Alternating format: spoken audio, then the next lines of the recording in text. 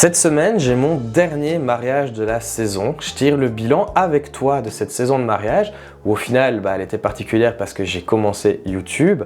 Je vais t'expliquer comment je trace mes données pour réaliser un bilan.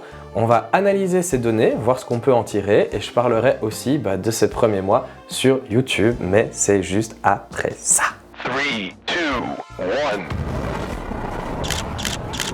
Hello, moi c'est Jonathan. Si tu ne me connais pas, sur cette chaîne on parle de marketing, de techniques d'inspiration et j'en passe surtout de la photo et plus particulièrement de la photo de mariage.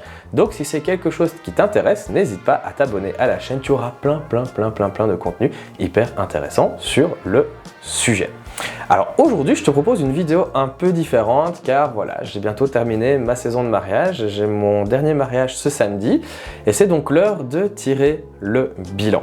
Alors là, tu vas me dire, mais pourquoi tirer un bilan d'une saison? Eh bien, tout simplement pour améliorer ma prestation et surtout avoir des mariages qui me correspondent encore plus. Moi, c'est vraiment ça le but de ma société, de mon entreprise en tant que photo de mariage, c'est d'avoir les mariages au final que moi j'ai envie de photographier. Justement, dans les mariages que j'ai eus, je tiens une liste de la provenance des clients que j'ai. Pour 2023, voilà, j'ai eu 6% des mariages qui venaient d'un festival de mariage, 6% de Facebook, 50% de bouche à oreille et 38% de recommandations du réseau. Recommandations du réseau, je veux dire par là d'autres professionnels du milieu du mariage qui me recommandent. Pour 2024, des mariages que j'ai déjà pour le moment, j'ai moins de bouche à oreille car j'ai beaucoup plus de mariages qui viennent d'un festival de mariage, comme quoi ça rapporte bien.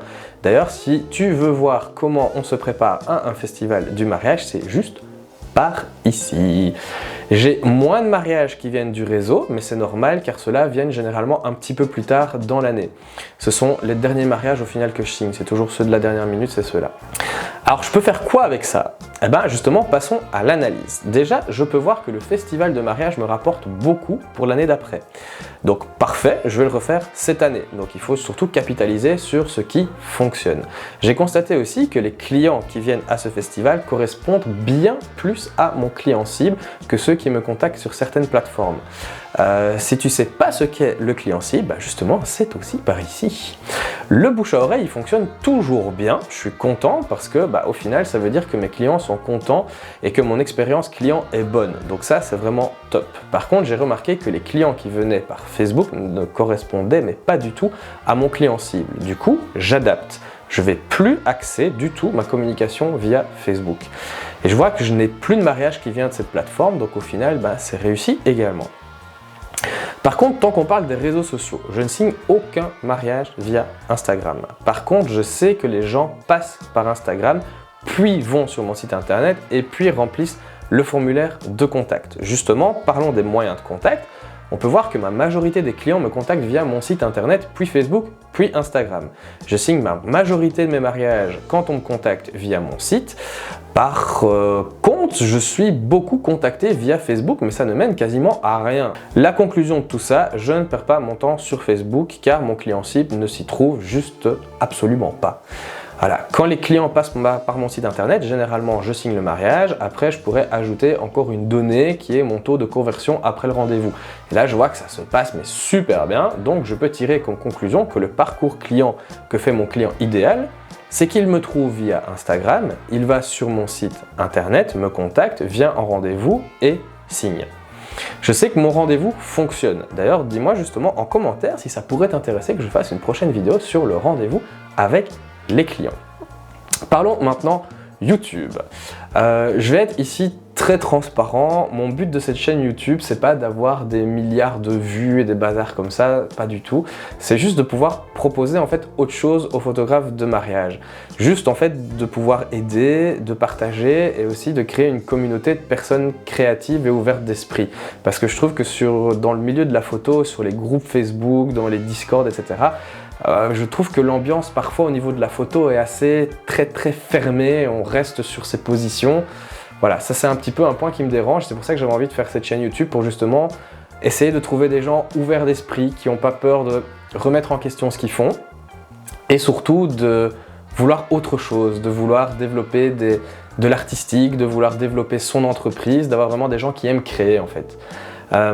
sur ce premier point, c'est vraiment super chouette. Franchement, moi, je vous remercie pour les retours que vous me faites, sur les commentaires que vous pouvez écrire en bas des vidéos. Franchement, ça me fait vraiment super plaisir et ça, c'est vraiment top. Par contre, je vais pas vous cacher, ça me prend énormément de temps parce que j'essaye de bien faire les choses. J'espère que ça se voit. Et je voudrais encore augmenter justement le niveau de production des vidéos. Je voudrais parler aussi d'autres photos que de la photo de mariage. Voilà, j'ai encore envie d'apporter plus de contenu, plus de valeur. Faire des behind the scenes sur les mariages, ça c'est aussi quelque chose qui m'intéresse, c'est pour ça que j'ai acheté une petite caméra. Aussi varier les formats, voilà, c'est un peu l'avenir que j'aimerais développer pour cette chaîne. J'aimerais trop arriver aux 1000 abonnés après ma première année sur YouTube, voilà. Je pense que de se mettre parfois un objectif comptable, c'est quand même pas mal aussi. Sachant que j'ai commencé au final en mars dernier. Donc voilà, il y a peut-être moyen, qui sait, voilà, n'hésitez pas justement à partager la chaîne avec les gens que vous connaissez aux alentours de la photo, etc. Ça peut que aider.